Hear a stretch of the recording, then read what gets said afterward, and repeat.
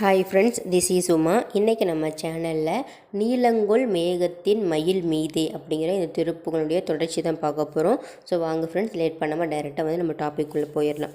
இன்றைக்கி நம்ம டிஸ்கஸ் பண்ண போகிற லைன் என்ன அப்படின்னா, நாளந்த வேதத்தின் பொருளோனே நான் என்று மார்தட்டும் பெருமாளே அப்படிங்கிற இந்த வரி தான் நம்ம பார்க்க போகிறோம். இதுக்கு என்ன அர்த்தம் அப்படின்னா, நமக்கு அழகிய 4 வேதங்களின் உட்பொருளாக இருப்பவர் வந்து யார் அப்படின்னா நானே அப்படின்னு சொல்லி முருகப்பெருமான் வந்து தன்னுடைய மார்பை வந்து தட்டி கொள்வார் அப்படின்னு சொல்கிறாங்க.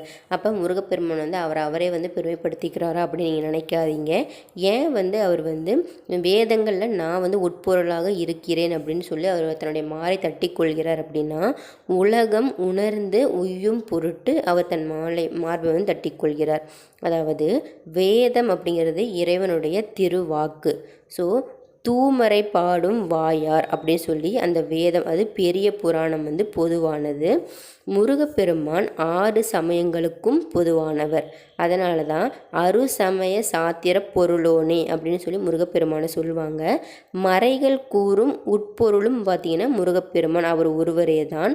மறை ஆயிரங்களும் குமரகுருவென வலிய சேடனஞ்சனம் வந்திட வேணே அப்படிங்கிற திருப்புகளையும் வந்து பார்த்திங்கன்னா முருகப்பெருமானுடைய சிறப்பை சொல்லுவாங்க. ஸோ வேதங்களை நன்கு கரைத்து குடித்தவர் முருகப்பெருமான். அதனால தான் அவர் வந்து நான் வந்து வேதங்களில் வந்து சிறந்து விளங்கினவன் அப்படி சொல்லி தன்னுடைய மார்பை வந்து அவர் தட்டி கொண்டு பெருமையாக தமிழை வந்து பெருமைப்படுத்துகிறார். இதனால தான் வேதக்காரணர் முருகப்பெருமானே அப்படிங்கிறதும், ஞான வீரரும் ஆணவத்தினை அடக்கி பிறவி பெருங்கடலை கடத்துபவரும் அந்த கருணாகரனே அப்படிங்கிறது சொல்கிறாங்க.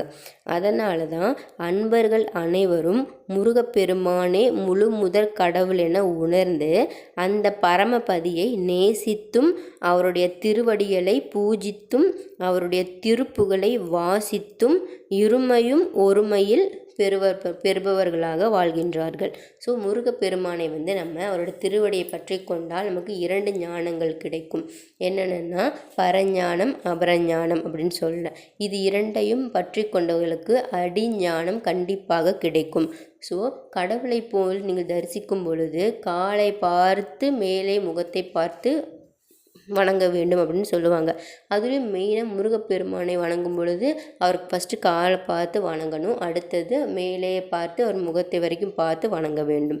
ஏன்னா அந்த கடவுளுடைய திருவடியை நாம் பற்றி கொண்டால் அவர் நமக்கு ஏதாவது ஒரு பிரச்சனை உடனே ஓடி வருவாங்க. அதனால தான் திருவடிகளை தொழ வேண்டும் அப்படின்னு சொல்லுவாங்க. அதுக்காக அவங்க காலில் போய் விழுகணுமா அப்படின்னா, அம்மா அப்பா காலில் விழுகிற